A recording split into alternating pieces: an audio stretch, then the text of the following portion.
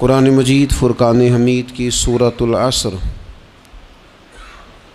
امام طبرانی رحمۃ اللہ علیہ نے لکھا ہے کہ صحابہ کرام علیہم رضوان کا یہ طریقہ تھا کہ جب وہ ایک دوسرے سے ملاقات کرتے تو سلام کے بعد سورہ عصر کی تلاوت کرتے تھے۔ اس سورہ مقدسہ کے اندر اللہ تبارک و تعالیٰ نے بندہ مومن کی زندگی کا جو دستور ہونا چاہیے وہ بیان فرما دیا ہے۔ اس کے انتہائی مختصر اور نہایت ہی جامع الفاظ ایک بندہ مومن کو کامیابی کا ایک بڑا رستہ بھی دکھاتے ہیں اور بندہ خسارے سے کیسے بچ سکتا ہے۔ وہ خاص مضمون ہے اس سورہ مبارکہ کا۔ دنیا میں کوئی شخص بھی ایسا نہیں ہے جو زندگی میں کسی بھی موقع پر خسارہ اٹھانا چاہتا ہو، وہ دینی ہو، دنیاوی ہو، مالی ہو، روحانی ہو۔ خسارے سے انسان بچنا چاہتا ہے۔ وہ چاہتا ہے کہ کچھ بھی ہو جائے میں نقصان میں نہ جاؤں۔ میں نے یہ بھی سنا ہے بعض لوگوں سے کہ چلو فائدہ نہ ہو جائے، برابر برابر ہی ہو جائے، لیکن خسارہ نہ ہو، نقصان نہ ہو۔ لوگ خسارے سے گھبراتے ہیں۔ قرآن مجید کی یہ سورہ مبارکہ ہمیں بتاتی ہے کہ خسارے اور نقصان سے بچا کیسے جا سکتا ہے۔ فرمایا والعصر، زمانہ محبوب علیہ السلام کی قسم ہو۔ زمانہ محبوب کی قسم، ان الانسان لفی خسر، بے شک آدمی ضرور نقصان میں ہے، خسارے میں ہے۔ بعض نے ایک باریک فرق بھی کیا ہے، کہتے ہیں نقصان ہوتا ہے جو انسان آمدن کے اوپر کاروبار کرتا ہے اور اگر اس میں فائدہ نہیں ہوتا تو لوگ کہتے ہیں مجھے نقصان ہوا ہے، اور خسارہ ہوتا ہے کہ اس کا راس المال بھی ضائع ہونا شروع ہو جائے۔ راس جب اس کی ضائع ہونے لگے تو کہتے ہیں اب خسارے میں چلا گیا۔ فرمایا ان الانسان لفی خسر، بے شک انسان خسارے میں ہے، گویا اس کی جو زندگی ہے یہ اس کے پاس راس ہے، راس المال ہے، وہ بھی اس کا سارا کچھ نقصان میں جا رہا ہے۔ کیا سب کا نقصان میں جا رہا ہے؟ نہیں۔ فرمایا الا الذین آمنوا، سوائے ان لوگوں کے جو ایمان لائے، وعاملوا الصالحات، اور جنہوں نے نیک اعمال کیے۔ فقط ایمان کی بات نہیں کی، ساتھ اعمال صالحہ بھی۔ وہ لوگ نقصان میں نہیں ہیں جو ایمان لائے اور ساتھ انہوں نے اعمال صالح بھی کیے، وتواصوا بالحق، پھر ایک دوسرے کو حق کی تاکید کی، وتواصوا بالصبر، اور ایک دوسرے کو صبر کی وصیت کی۔ فرمایا کہ انسان نقصان میں ہے جس بندے میں 4 خوبیاں پائی جائیں گی وہ نقصان اور خسارے سے بچے گا۔ دیکھیں نا، ایک آدمی دکانداری کرتا ہے تو اسے سمجھایا جاتا ہے کہ اگر تو چاہتا ہے نقصان سے بچے تو ذرا مال خود لینے جانا، دکان پہ وقت دینا، تو گلے پہ خود بیٹھنا، یہ کچھ چیزیں سمجھائی جاتی ہیں اپنے بچوں کو، بلا مثال و بلا تشبیہ، صرف سمجھانے کے لیے عرض کرتا ہوں۔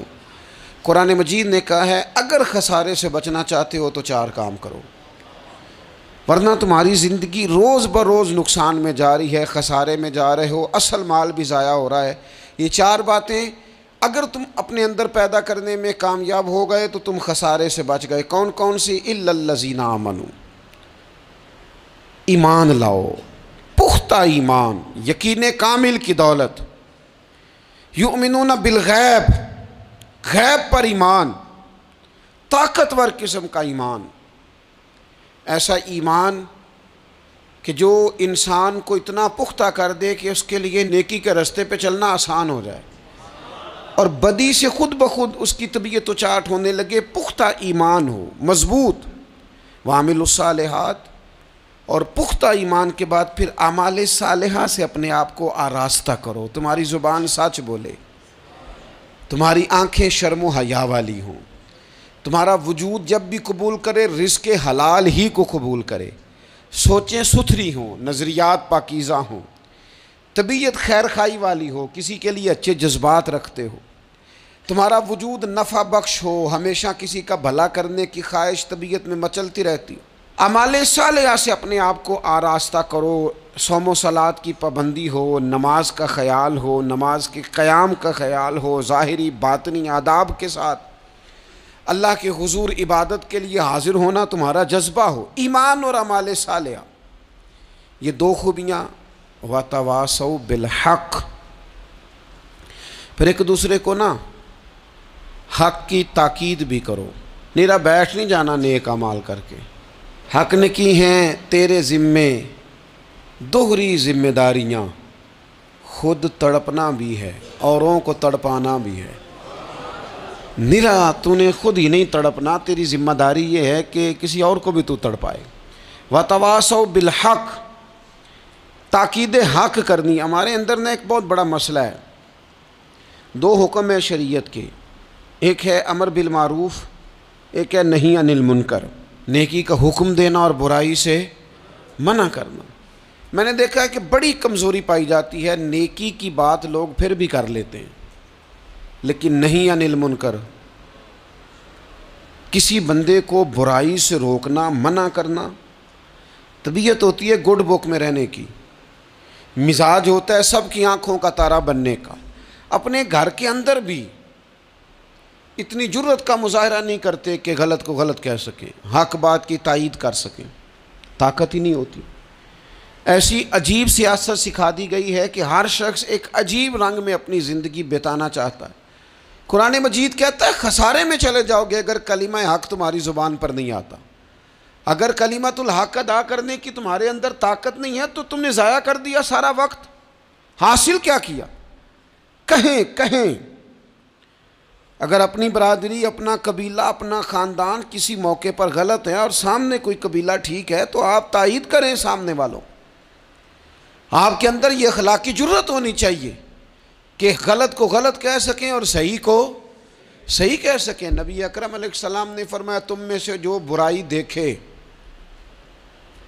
وہ چاہیے اسے کہ وہ ہاتھ سے بدل دے، مظاہرہ کرے جرت کا کہ میں نہیں ہونے دوں گا، اور فرمایا اتنی طاقت نہ ہو تو زبان سے ہی کہہ دے، اعلان کرے برائی کے خلاف، اور فرمایا یہ بھی نہ کر سکے تو دل میں ہی برا جان لے، ذالک اضعف الایمان، یہ کمزور ایمان کی علامت ہے۔